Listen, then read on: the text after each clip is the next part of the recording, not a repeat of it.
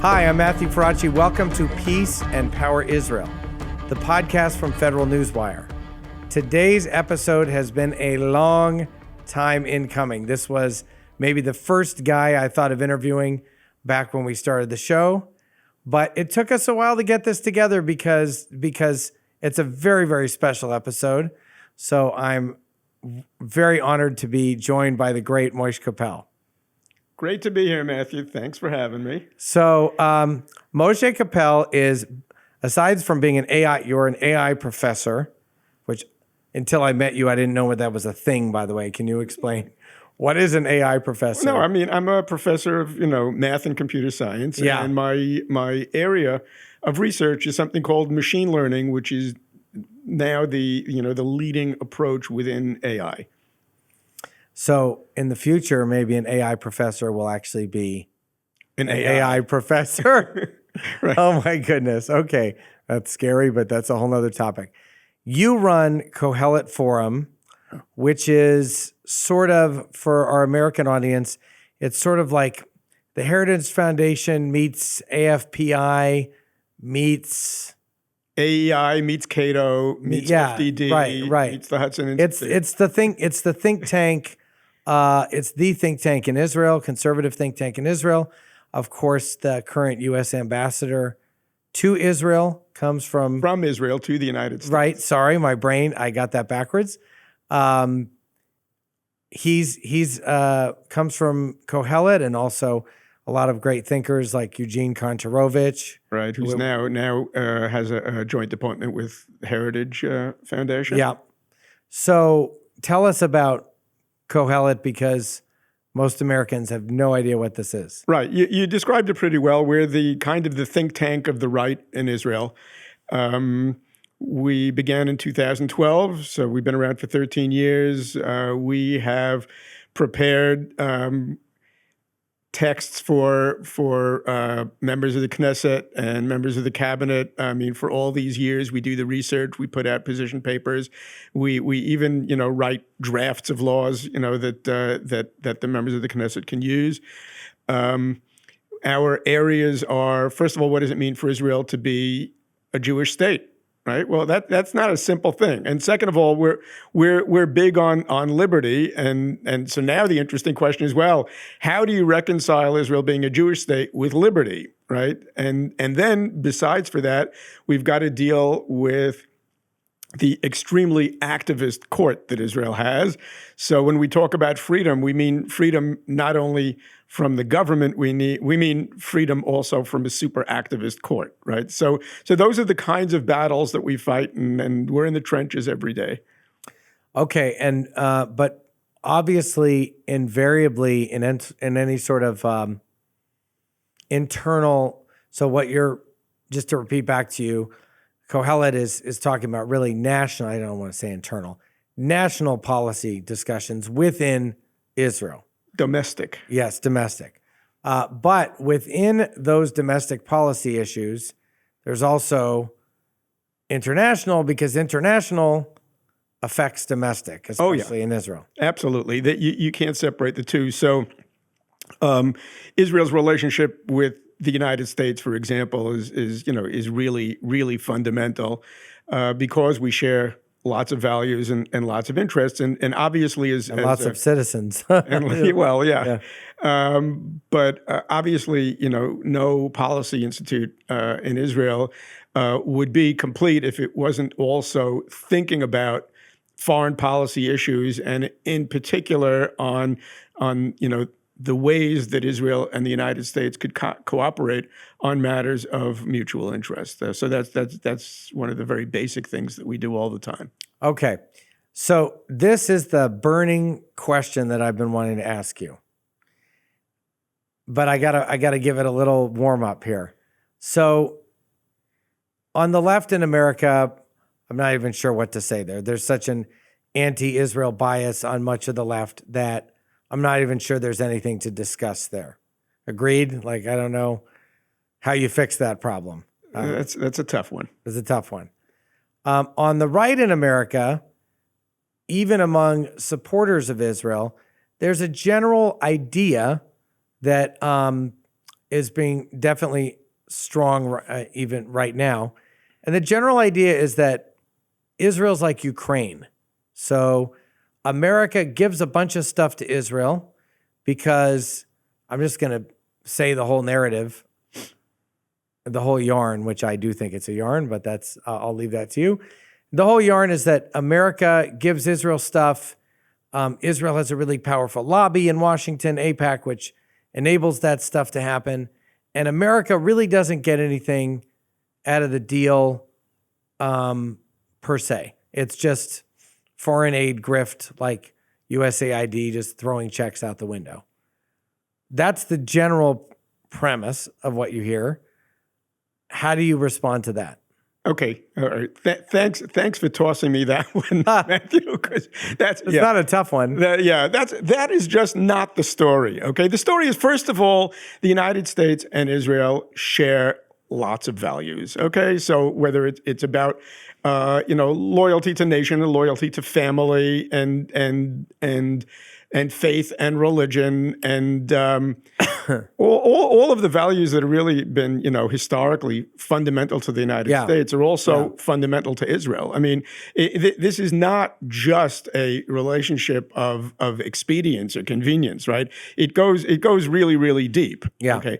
But for our critics, it's not enough to just say generalities about our commonality of values, and especially for those who actually don't share those values, even though they're Americans, right? Or Israelis.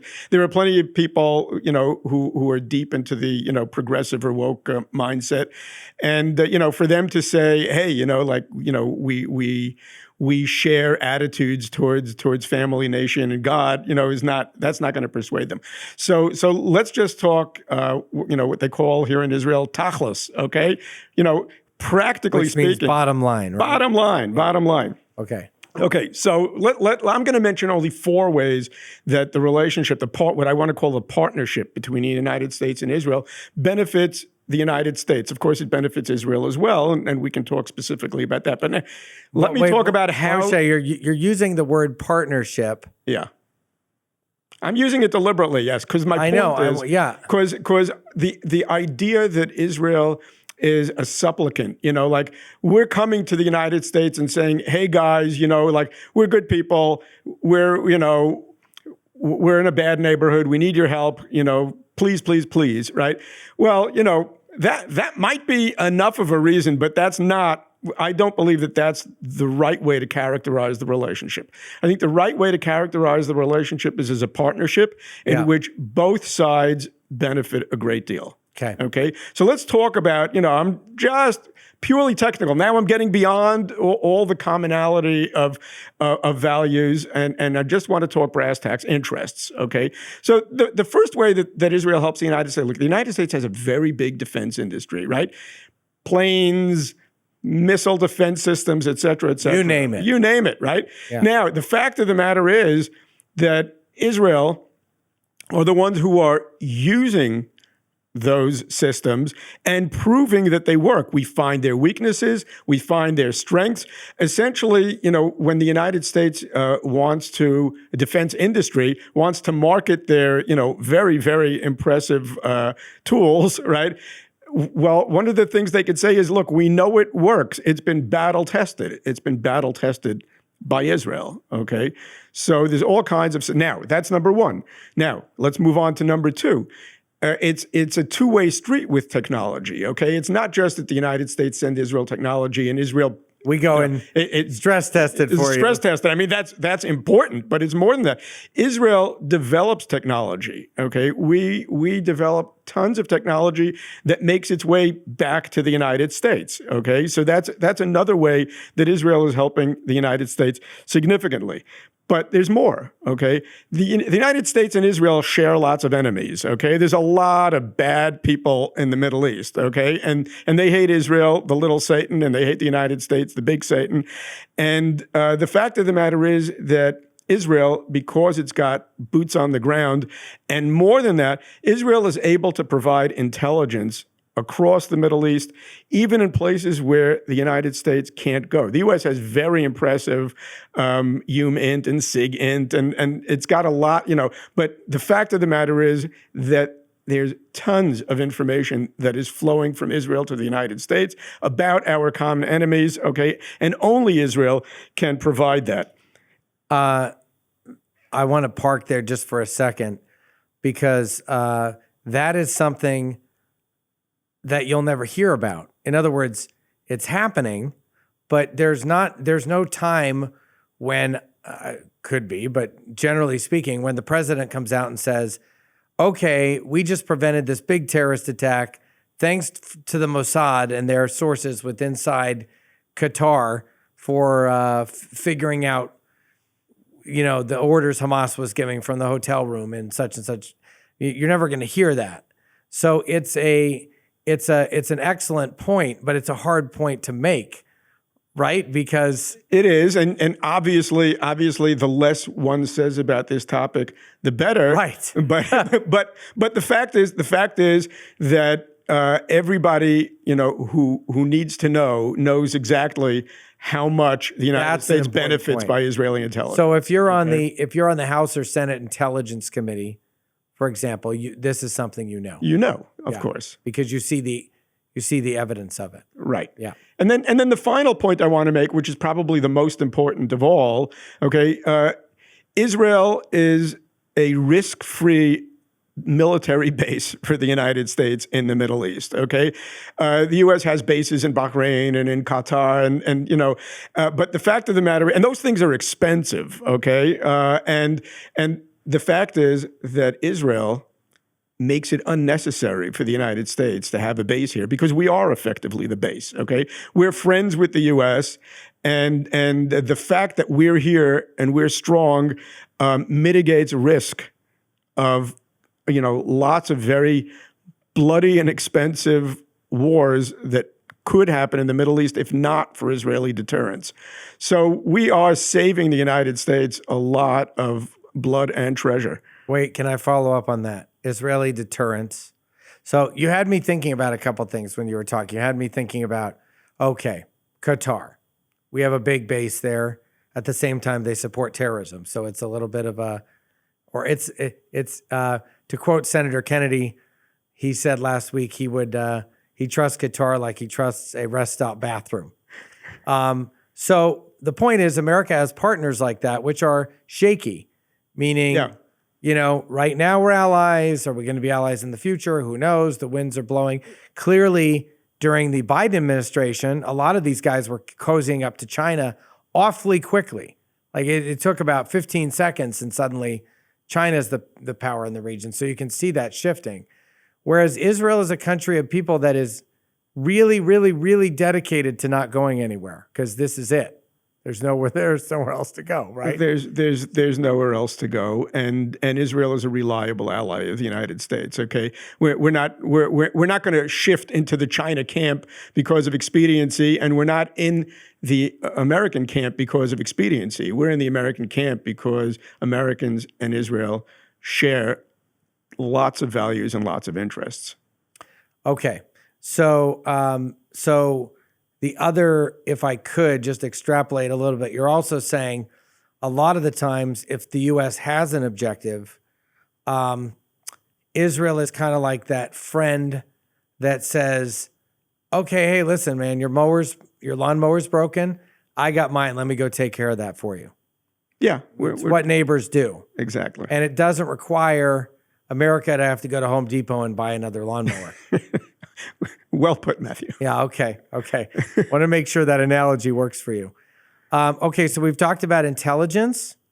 We've talked about defense. One thing I did want to ask before we move off defense is you talked about Israeli deterrence, because one of the narratives being pushed by the isolationists in America is that Israel is trying to start wars.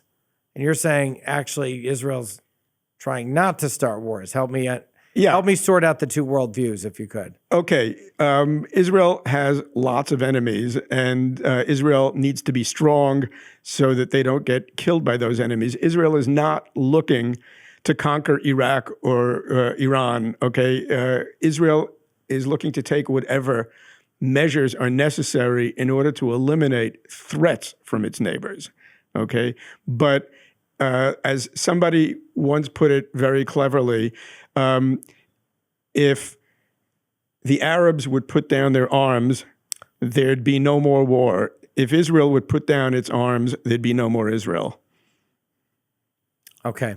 So, So when you look around the Middle East and the dangerous neighborhood it is, when you say Israeli deterrence, you're saying that it is the one constant presence, besides aircraft carriers moving in and out, that says, hey, guys, no nukes, play nice or we'll have to slap you.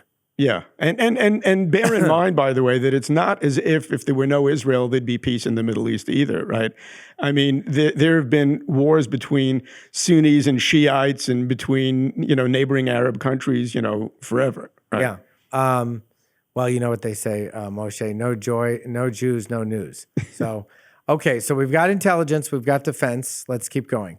Okay, so as I mentioned, there's those are the point: intelligent defense, testing technology, and innovating technology. Those are the key areas, right? But we work together towards common goals as well, and I think that's these are all means, right? We want to be secure, we want to have weapon systems that work, but there's more to it. The question is, okay, now that Israel and the United States, this administration, are seeing eye to eye, okay, and we really do have a partnership, what are the things that we need to get done now? All right? Can I bring one more thing before Sure. we? As an AI professor, didn't you once also tell me, I know you said those are the two main areas, but I'm also thinking about, just anecdotally, collaboration on technology. Oh, sure. Meaning consumer technology. Yeah. And also collaboration at an academic and a scientific no, absolutely. and a medical level. Yeah.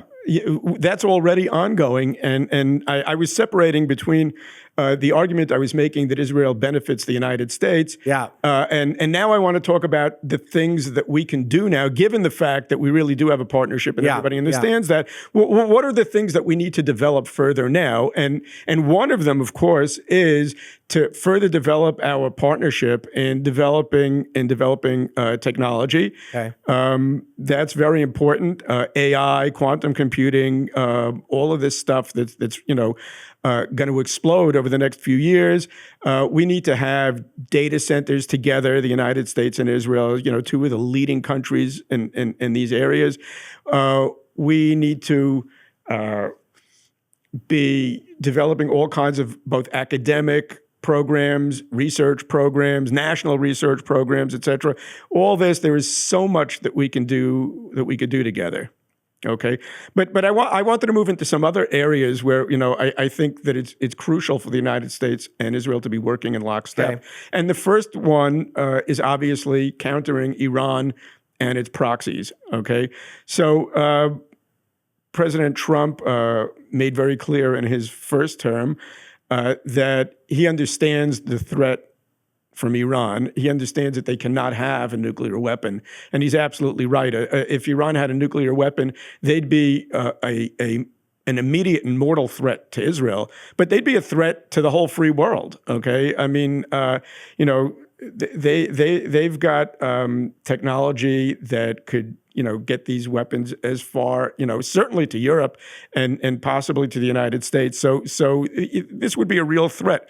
And remember, also, you don't need I think people are forgetting, but just to interject, you don't need a missile to deliver a nuclear weapon. Yeah. If you have nuclear material, it can go. Yeah, there are all kinds of bad things. There was a southern border in America that was wide open up until a couple months ago. And you need to bear in mind also that even if Iran doesn't actually use these weapons, the mere fact that it has the capability puts it in a very, very strong negotiating position. The United States does not want to find itself on the wrong end of that negotiation where Iran is implicitly threatening with a nuclear weapon. Okay, so that's something where Israel and the United States need to be working together. I don't think it would be wise to spell out what needs to be done about Iran over here, but I think anybody who understands the Middle East and understands the nature of the threat understands what needs to be done. Okay, now Iran has proxies all over the Middle East. It's got Hezbollah in Lebanon. It's got Hamas in Gaza. It's got the Houthis in Yemen. All right, and more. And Israel has mostly neutralized Hezbollah. It's mostly neutralized Hamas, but not completely. It's mostly neutralized the Houthis.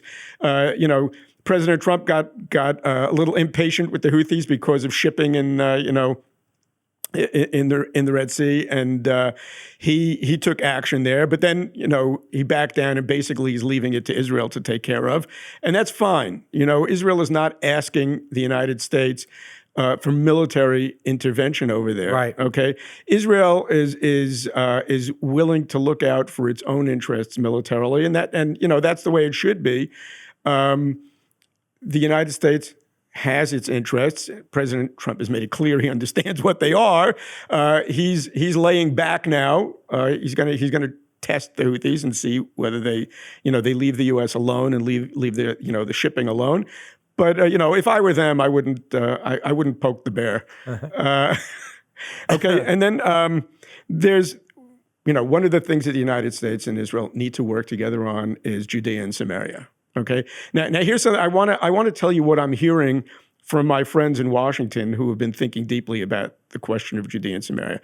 The Trump plan, the plan of the century, and in the first Trump administration. Can we define? Can I flagrantly interrupt you so we can define this? So this is the area formerly known as the West Bank by the mainstream global press. And what is Judea and Samaria specifically? Judea and Samaria is the biblical heartland. Okay, all the stories in the Bible. Okay, whether it's the patriarchs and matriarchs in Hebron, whether it's Bethlehem, whether it's Beit El and Jericho and Nablus, right? All of these places. Nablus is what in the Bible is called Shechem, right?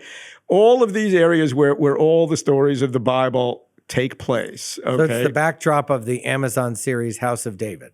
Okay, right? Okay, yeah. Shameless. Season 1. Yeah.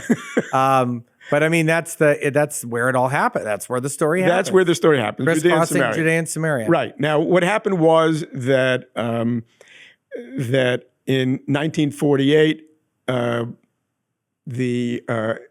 Israel, the Holy Land, was partitioned, into Israel and a Palestinian state that never was, It never was. It was hypothetical. But 7 Arab countries decided instead that they were going to invade Israel, And Jordan ended up holding on to Judea and Samaria, which was not recognized by the world. Hence the term West Bank, because it's the West Bank of Jordan. The West Bank of the Jordan River. You see, rivers have banks, if you think about it, right? Yep. So it's the West Bank of the Jordan River, not of Jordan.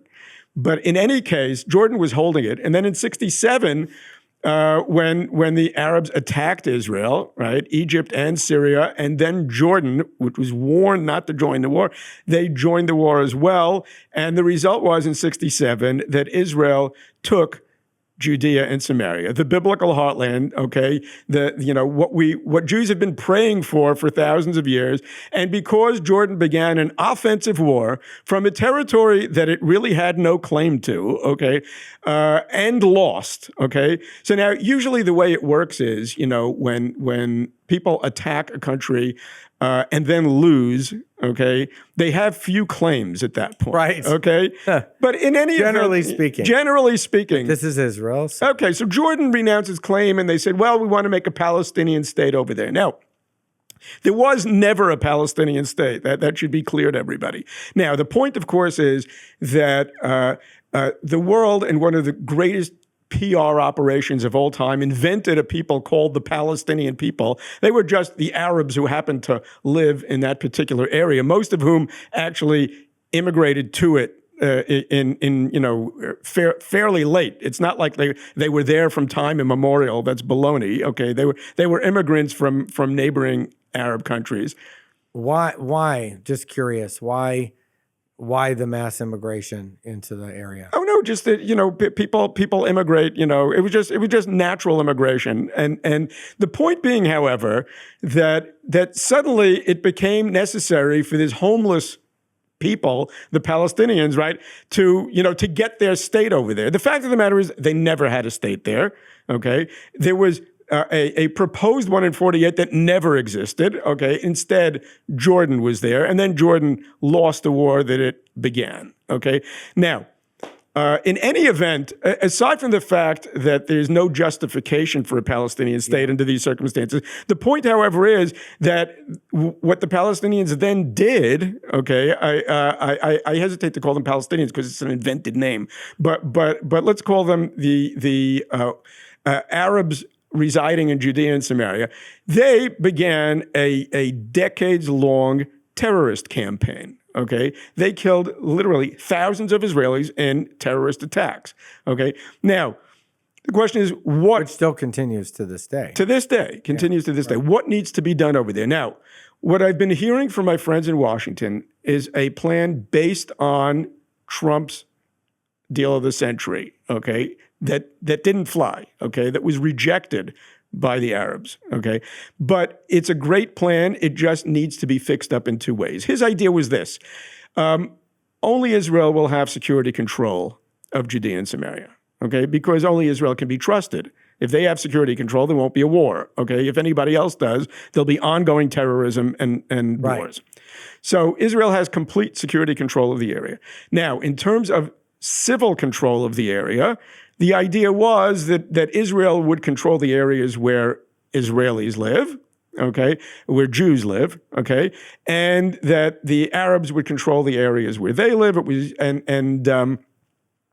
his map had it like that Israel basically extends its sovereignty to 30% of Judea and Samaria, and the other 70% would be held. And if the Arabs would ultimately satisfy 7 conditions, none of which they'll ever satisfy, but theoretically they would get a state on 70% of the territory. That was the plan. Okay. Now, that plan, and part of the plan, of course, was that in the meantime, there'd be a lot of infrastructure development, which would be, great for everybody, great for, businesses that would invest over there. Americans would be invited to, invest there in big construction projects, et cetera. So you'd have, Route 60, which would be, essentially the biblical road going through the heartland and getting to all the major historical places, which it already does. But it needs to be further developed into a major artery. Right now, it's just an ordinary road. That would be part of it. But the infrastructure, gas, water, electricity, sewage, et cetera, all that would be developed. It would be good for everybody. Now, the problem with the plan was, okay, that you couldn't get the Arabs to buy into it, okay, and secondly, that ultimately, if you say, look, you're going to get a Palestinian state on 70% of the territory, right. Regardless, right? But you got to jump through these hoops. What's going to happen is a new president comes in who doesn't see the world the way Trump does, and suddenly there's a lot of pressure because he created the boundaries of a state. And there's going to be pressure to say, well, forget those conditions. The point is, if this is where it's headed, inevitably, let's just make it happen, right? And that is, as I said, a mortal threat to Israel. We cannot have a state that can build up, its offensive capabilities, that can sign treaties with hostile countries hostile to Israel, et cetera. Yeah. Gaza. Yeah, we don't want another Gaza. Okay, Gaza is exactly what we do not want. So what needs to be changed is simply 2 things. First of all, the maps weren't right. Okay, and the Americans knew this at the time, right? The proportions need to be changed. Okay, the proportions should be something on the order of they have 30% and Israel has 70%. That's number one. And secondly, the question is, okay, the part that they get, what's the nature of it. And what my friends in Washington are saying to me, and this is a brilliant idea, okay, is let's make these separate municipalities because, the Arabs actually are divided into chamulot, right, into clans that don't actually get along with each other. So you've got the Jabris in Hebron and other clans in different areas. They're different tribes. They're essentially tribes. And if we could break it up naturally into the areas, that have their local clans that run things. Let's say you had 4 or 5 of them, instead of having to deal with some central government that could be doing all kinds of mischief, right? We had essentially 5, some people call them emirates, some people call them municipalities, regional governments, call it what you want. And then you said, guys, you know what? We're investing billions here, okay? We're investing billions. The first ones to say they're willing to live in peace are going to get most of that, the largest. The billions for infrastructure and whatever. You jump in, you Jabris in Hebron, you want to jump in, great. That's fantastic. You guys in other places, whoever jumps in first is getting the most. Whoever goes in second, getting the second most. Whoever's last is getting nothing, right? And the idea then is everybody benefits, okay? Israel has a chance of, having a separate piece with each of these groups. Yep. The infrastructure gets developed both for the Palestinian Arabs and for the Jews who are living in Judea and Samaria. It's a win-win. Okay, it's a win for the United States that gets to invest in all this infrastructure and also benefits from peace in the Middle East, etc. So I'm hearing this from lots of my evangelical friends, from a lot of friends in the policy shops, from people in the government. I really like this idea. I think they're moving in the right direction. Okay, so we're talking about that the big opportunity here in the U.S. Israel alliance during this administration is shifting the status quo in Judea and Samaria, or that's one of them. Right? Of course, dealing with Iran, I think, is the number one thing.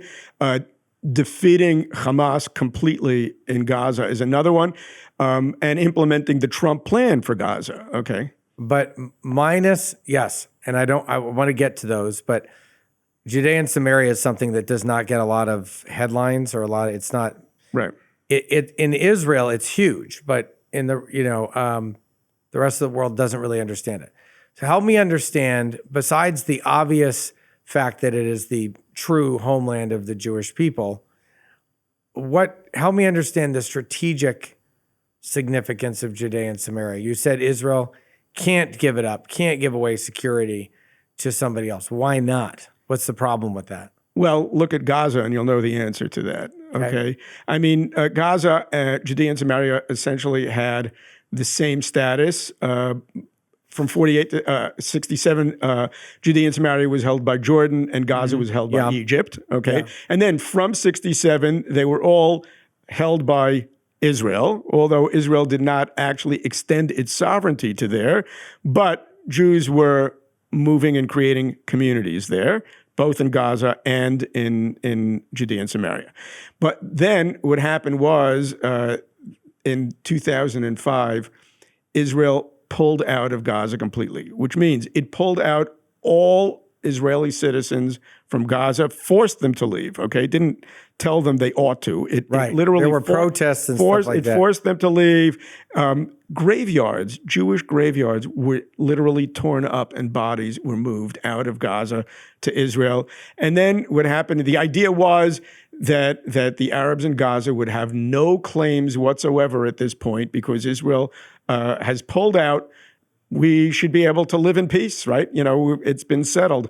Well, shortly thereafter, Hamas took over Gaza, used it as a launching pad for shooting rockets into Israeli communities. All hell broke loose, and the whole thing has turned into total catastrophe. Okay, so the situation in Gaza, after we pulled out, and after the whole world assured us, and after the Israeli left who pushed that deal assured us, right, we were going to have peace from Gaza because they have no further claims. First of all, the entire world said, no, you're occupiers because You have a partial blockade that doesn't let dual use materials into Gaza that could be used for making rockets or building tunnels. So we won nothing on the diplomatic front, and then even on the security front, the situation in Gaza is worse than it is in Judea and Samaria. In Judea and Samaria, we have Jewish communities, we have military bases, we have boots on the ground. Gaza, we've got nothing. We have no intelligence. It turns out, in the massacre of October 7th, we discovered that we actually have no reasonable int in Gaza, so we were taken by surprise.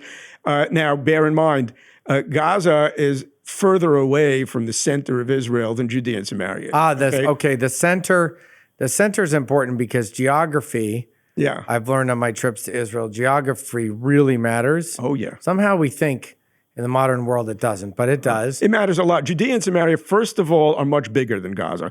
Second of all, they're the high ground. Remember, it's mountainous area. You control the whole country from the mountaintop. So let's come up with an American analogy. Let's think of a place in America that has, I'm trying to think, the Grand Canyon. How about this? So you have a situation where Arizona is partly owned by Arizona and the United States, but the Grand Canyon is owned. The canyon's down. You should be thinking of mountains. Okay. Yes. Okay. Yes. Let's throw out my analogy. The Rocky Mountains. Let's go for the Rockies. Okay. Better analogy. So Colorado is owned by Colorado. Colorado has security over the Rockies, but man, if you go skiing in the Rockies, you might get shot, right? By terrorists. You might get attacked. Well, think of it worse. Imagine the terrorists were holding the high ground in the Rockies, okay? And they look, the Rockies maybe are so big that like if you're at the top of them, you're far from the population centers. Imagine, terrorists, okay, holding the high ground that's near your airport, that's near all your population centers, okay? Israel is just a few miles wide, at its narrowest point, with Judea and Samaria forming its eastern side. Okay, so Israel can absolutely not afford to give up Judea and Samaria as the front lines, right? And the Jordan Valley in particular. Okay, so there's the high ground. Beyond the high ground, further east, okay, bordering with the state of Jordan, is the Jordan Valley. Okay, now the Jordan Valley is an area where there are very few people living, but as a buffer zone between Israel and Jordan and Iraq beyond that and all the hostile Arab countries. Excuse my ignorance. Yeah. Who runs the Jordan Valley? Is that also? The Jordan Valley is just like Judea and Samaria, so that it is now administered by Israel, but Israel has not formally extended its sovereignty to there. So there are Jewish towns there. There are some Arab villages there, but by and large, it's fairly sparsely. Kind of like a DMZ a little bit. Well, not quite that but it's a sparsely populated area with both Jewish towns and Arab villages. Okay. And Jericho being the biggest Arab town over there.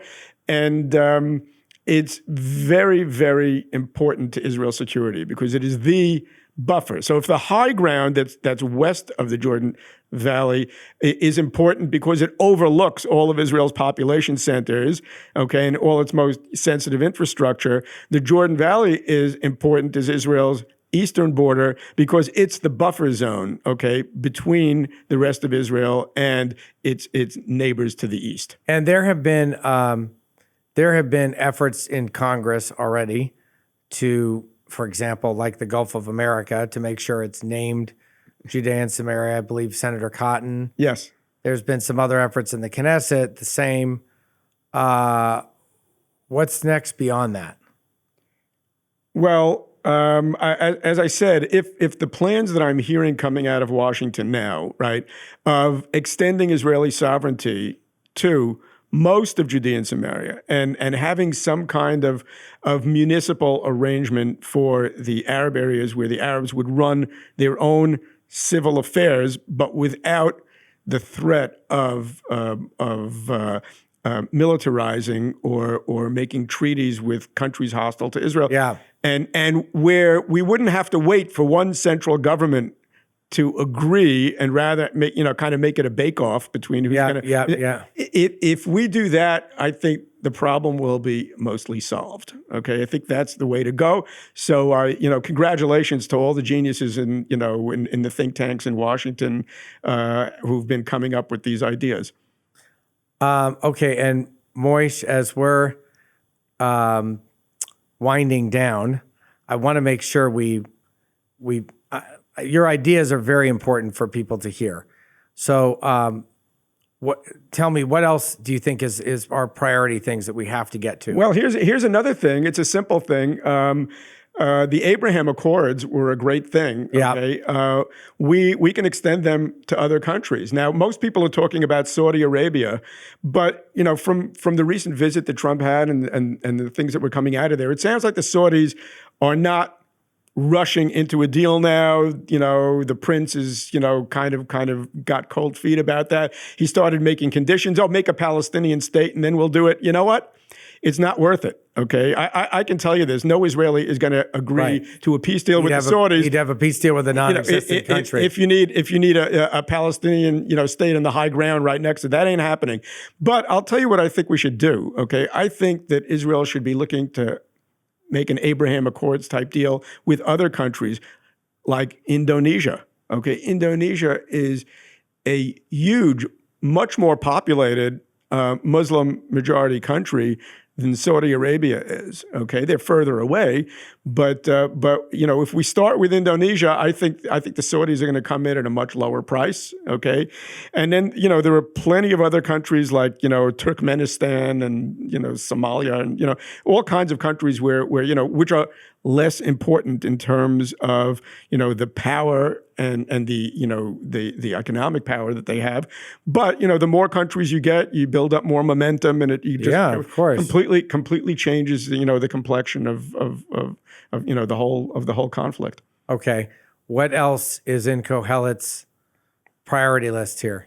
Well, we also, and this is something that the Trump administration has already done. There are so many international organizations that are hostile both to Israel and to the United States. So, if you talk about all these various UN agencies, basically the UN itself, to be honest. Right. And, the ICC, right? And the ICJ. And there's all kinds of domestic organizations in the United States that the Democrats coddled for way too long that are clearly hostile to both American and Israeli interests.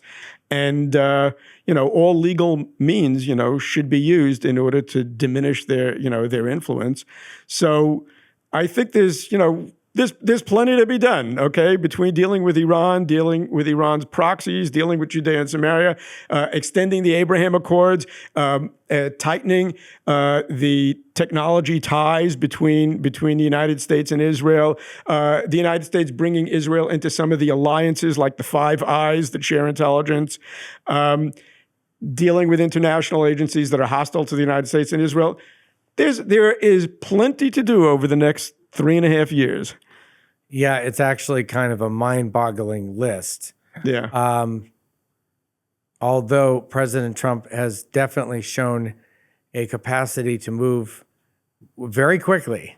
So you hear a checklist like that and you think impossible, but definitely not impossible. What I want to go back, just as a closing question, I want to go back to, for our audience, domestic politics here in Israel. So Kohelet has really laid out a conservative vision for the future of Israel. And you also have demographically a country that has become center-right, especially after October 7th. What is the opportunity for America in an Israel that is stronger, more decisive, more independent, knows itself better? I mean, wouldn't you say that'd be the result of if you get to wave a magic wand and your policy agenda is enacted, or mostly enacted in Israel, you're going to see that's the result, right? I mean, that's what you're going for. Yes, but it's always important when you talk about these things to make it clear that you're always playing a trade-off game between liberty, which is really important, right? And, what it means for Israel to be a Jewish country with Jewish values, real Jewish values. I don't mean Jewish values, progressive values or Jewish values. That's just not true, okay? That's what assimilated Jews like to think, but it's not true, okay? But real, genuine Jewish values, which means, among other things, loyalty to family, loyalty to nation, loyalty to God, et cetera, right? You need to balance all that with the fact that you're going to get the most out of that if people get to it freely, okay? You can't impose religion on people from above, okay? So the question is, this is a subtle game. We want Israel to move in the direction of tradition and of traditional values, of Jewish values, et cetera. At the same time, we want people to do this really from their hearts and because they want to, and not because the government is forcing them to. Right. So this is, the important thing is let's keep the government out. Let's keep the government out of religion, but let's create conditions in which people's natural love for family, nation, and God is expressed in their communal activities and just the feel of what this country is like. Last question, Moshe, I promise. What are you most excited about? There's a whole bunch of things that we've talked about.